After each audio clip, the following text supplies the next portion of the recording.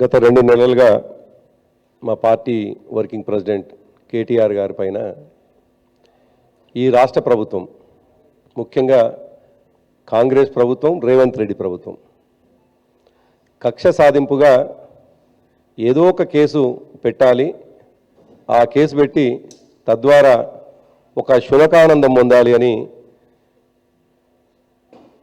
ఆలోచన చేసి అక్రమ కేసులు పెడుతున్నది చాలా స్పష్టంగా కనిపిస్తున్నది. నిజానికి ఈ దేశంలో 2 జాతీయ పార్టీలు, భారతీయ జనతా పార్టీ, కాంగ్రెస్ పార్టీ. దేశంలోనేమో ఢిల్లీలో భారతీయ జనతా పార్టీ, కాంగ్రెస్ పార్టీ 2 కొట్టుకుంటాయి. తెలంగాణకు రాగానే భారతీయ జనతా పార్టీ, కాంగ్రెస్ పార్టీ 2 ఒకటవుతున్నట్టుగా చాలా స్పష్టంగా కేటీఆర్ గారి పైన పెట్టినటువంటి కేసుతో స్పష్టమవుతా ఉంది. ఒకవైపు ఏమో రాష్ట్ర ప్రభుత్వం అక్రమంగా ఎటువంటి తప్పు లేకుండా ఒక ఫ్యాబ్రికేటెడ్ కేసుని పెట్టి ఏసీబీ కేసుగా మారిస్తే ఇమ్మీడియట్గా ఎవరు రాష్ట్ర ప్రభుత్వం కోరకుండా ఎటువంటి అది లేకుండా ఈడీ ఇందులో ఇన్వాల్వ్ కావడంతో ఒకరికొరు అండర్స్టాండింగ్లో భాగంగా రాష్ట్ర ప్రభుత్వం ఏసీబీ కేసు పెట్టాలి, కేంద్ర ప్రభుత్వం ఈడీని పంపాలి, భారతీయ జనతా పార్టీ ప్రభుత్వం ఈడీని పంపాలి అన్నట్టుగా కనిపిస్తూ ఉన్నది. ఇవాళ కాదు, ముందు నుంచి కూడా మేము ఈ మాట చాలా స్పష్టంగా చెప్తా ఉన్నాం. కేసీఆర్ గారిని ఎదుర్కోలేక, కేసీఆర్ గారి అభివృద్ధిని ఈ రాష్ట్రంలో ఉన్నటువంటి ప్రజలు అనుభవంలో ఉన్నటువంటి విషయాన్ని చాలా స్పష్టంగా కళ్ళ ముందు ఉన్నటువంటి సందర్భంలో కేసుల పేరుతోటి బీఆర్ఎస్ పార్టీ ప్రతిష్టని మసకబారుద్దామని చెప్పేసి ప్రయత్నం చేస్తే అది సాధ్యం కాదు అనేటువంటి విషయం అనేక సందర్భాల్లో రుజువైంది. ఈ కేసు తర్వాత కూడా అదే రుజువవుతుంది అనేటువంటి విషయాన్ని ఈ సందర్భంగా గుర్తు చేస్తూ ఉన్నాం.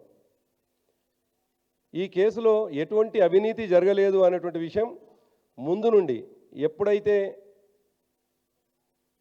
సియోల్కు వెళ్ళినటువంటి మంత్రులు అక్కడి నుండి దీపావళి బాంబుల రూపంలో మాట్లాడిన నాటి నుంచి మొదలుకొని ఈ రోజు వరకు కూడా వాళ్ళ దీపావళి బాంబులు తుస్సుమన్నాయి, కానీ వాళ్ళ ఫ్యాబ్రికేటెడ్ కేసులు మాత్రం తీర మీదకి వచ్చినాయి.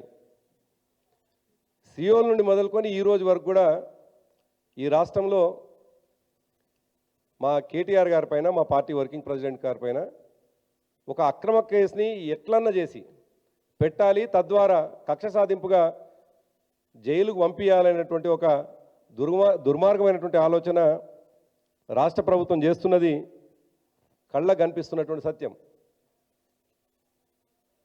కేసు పెడుతున్నారు అన్న మొదటి రోజు నుండి కూడా నిజాయితీగా ఉన్నాడు కాబట్టి, 10 సంవత్సరాల కాలంలో ఎటువంటి అవినీతి లేదు కాబట్టే అనేక సందర్భాల్లో, కొన్ని సందర్భాల్లో అయితే 1,00,000 కోట్లు అన్నారు, తర్వాత 1,000 కోట్లు అన్నారు, తర్వాత 100 కోట్లు అన్నారు, చివరికి కొండను దొవ్వి ఎలుకల్ని పట్టినట్టుగా 46 కోట్లకు పరిమితం చేసింది ఈ రాష్ట్ర ప్రభుత్వం ఆరోపణ కేటీఆర్ గారి పైన. ఆ 46 కోట్లు కూడా కేటీఆర్ గారు చాలా స్పష్టంగా చెప్తా ఉన్నారు. ఇవాళ విచారణలో కూడా ఇదే మాట, మొన్న ఏసీబీ సందర్భంగా అదే చెప్పినారు, బహుశా ఇవాళ విచారణలు కూడా అదే చెప్తుండవచ్చు. 46 కోట్లు ఒక బ్యాంకు నుండి మరొక బ్యాంకుకు పోయినాయి, ట్రాన్స్ఫర్ అయినాయి, ఈ బ్యాంకు నుండి ట్రాన్స్ఫర్ అయినాయి, ఇంకో బ్యాంకులో ఉన్నాయి అనేటువంటి మాట చాలా కళ్ళ ముందు ఉన్నటువంటిది. ఈ రాష్ట్ర ప్రభుత్వం చేతగాంతనం వల్ల, ఫార్ములా ఈ రేసు కొనసాగింపు జరగకపోవడం వల్ల, దాన్ని రద్దు చేసుకోవడం వల్ల, ఆ రద్దులో కూడా కుట్ర ఉంది కాబట్టి ఆ కంపెనీ ప్రతినిధులు ముఖ్యమంత్రిని కలిసిపోతే కనీసం కలిసినటువంటి విషయాన్ని ప్రపంచ స్థాయిలో ఉండేటువంటి కార్ రేసింగ్ సంబంధించినటువంటి ప్రతినిధులు వచ్చినప్పుడు ప్రపంచానికి చెప్పాల్సినటువంటి అవసరం ఉన్నది. దురదృష్టం ఏంటంటే ముఖ్యమంత్రి ఆ విషయాన్ని కూడా బయటికి పెట్టకపోవడం, వాళ్ళ కుట్రను బయట పెడుతూ వాళ్ళు కలిసినటువంటి విషయాన్ని బయటి ప్రపంచానికి బీఆర్ఎస్ చూపించింది. ఆ తర్వాత అనేక రకాలుగా అనేక కోణాల్లో కేసుల్లో ఇరికించే ప్రయత్నం ఇవాళ చేస్తూ ఉన్నది. అయినప్పటికీ కేటీఆర్ గారు ఒకే లైన్ తోటి, ఒకే రకమైనటువంటి మాటతో మొదటి రోజు ఏం మాట్లాడినారో ఇవాళ అదే మాట మాట్లాడుతున్నారు.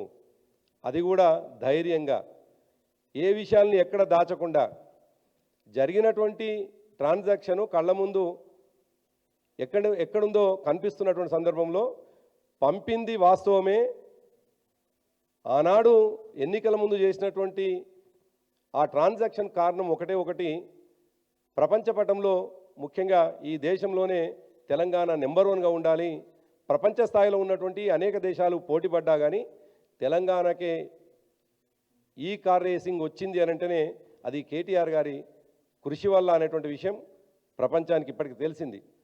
మరి అటువంటి సందర్భంలో ఇవాళ ఆ కార్ రేసింగ్ని కొనసాగించాల్సినటువంటి ప్రభుత్వం కొనసాగించకుండా కేవలం కేసు పెట్టేటువంటి కుట్రలో భాగంగానే దాన్ని రద్దు చేసి కేసుని కేటీఆర్ గారి వైపు మలచడం అనేటువంటిది చాలా దురదృష్టకరం.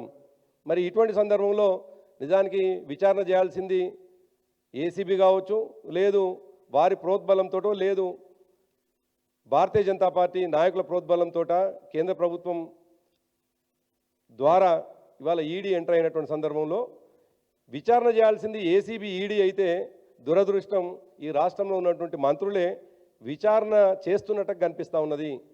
వారు తాపకో మాట, బాధ్యత కలిగినటువంటి వాళ్ళు, బాధ్యతగా మెసులుకోవాల్సినటువంటి వాళ్ళు అర్జెంటుగా కేటీఆర్ గారిని అరెస్ట్ చేయండి అని ఒక ఆయన అంటాడు, కేసీఆర్ గారు జైలు పోవాల్సిందే అని ఒక ఆయన అంటాడు, బాంబులు వేల్తే అని ఒక ఆయన అంటాడు. విచారణ అధికారులని ప్రభావితం చేస్తున్నటువంటి పద్ధతిలో ఇవాళ మంత్రులు కనిపిస్తూ ఉన్నారు.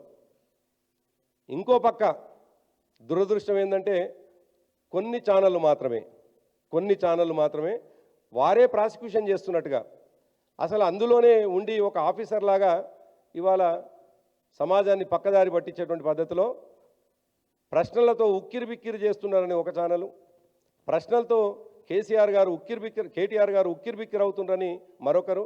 నిజానికి ఈడీ విచారణ జరుగుతున్నటువంటి సందర్భంలో చాలా కాన్ఫిడెన్షియల్గా కొంతమంది అధికారుల మధ్యలో జరిగేటువంటి ఆ విచారణ వీరికి తెలిసినట్టుగా ప్రొద్దున్నుంచి ఒక గందరగోళం, ప్రజల్ని గందరగోళం పరిచేటువంటి పద్ధతిలో చేయడం అనేటువంటిది చాలా దురదృష్టకరం. అది వాంఛనీయం కాదు అనేటువంటి మాట చెప్పదలుచుకుందాం. ఏదన్నా విచారణకు సంబంధించినటువంటి విషయాలు చెప్పాలంటే అయితే ఈడీ అధికారులు లేదు కేటీఆర్ గారు చెప్తారు, కానీ విచారణ మొత్తం కూడా కొన్ని మీడియా ఛానళ్ళు చేయడం అనేటువంటిది చాలా దురదృష్టకరమైనటువంటి విషయం.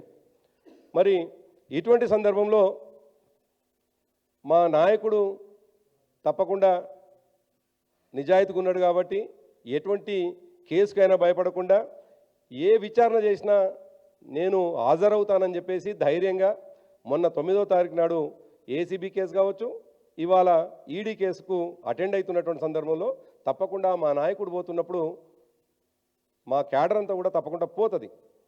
సంఘీభావంగా పోయినటువంటి సందర్భంలో చాలా దుర్మార్గంగా మొన్నటికి మొన్న ఎటువంటి ఆంక్షలు లేకున్నటువంటి సందర్భంలో కూడా ఏసీబీ ఆఫీస్ నుంచి వెళ్ళి మా పార్టీ ఆఫీస్కు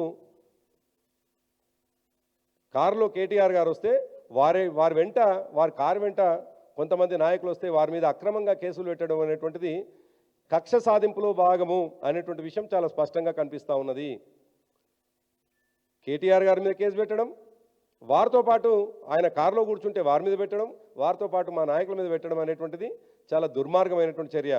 దాని కొనసాగింపుగా ఇవాళ కూడా ఈడీ ఆఫీస్ దగ్గర మా వాళ్ళు చాలా శాంతియుతంగా రోడ్డు పక్కన నిలబడి కేటీఆర్ గారు లోపల పోతున్నటువంటి సందర్భంలో వారికి సంఘీభావంగా నిలబడితే చాలామంది మా నాయకులని అరెస్ట్ చేసి ఇవాళ కంచన్బాగ్ పోలీస్ స్టేషన్లో పెట్టడం అనేటువంటిది దుర్మార్గమైనటువంటి విషయం. నిజానికి 2001 నుండి 2014 వరకు అనేక ఉద్యమాల్లో పాల్గొన్నటువంటి వాళ్ళం, చట్టానికి లోబడి రాజ్యాంగాన్ని కల్పించినటువంటి హక్కును వినియోగించుకునే తెలంగాణని సాధించుకున్నటువంటి వాళ్ళం, ప్రజాస్వామ్యం మీద అత్యంత గౌరవం ఉన్నటువంటి వాళ్ళం, ప్రజాస్వామ్యాన్ని కాపాడాలని కోరుకున్నటువంటి వాళ్ళం.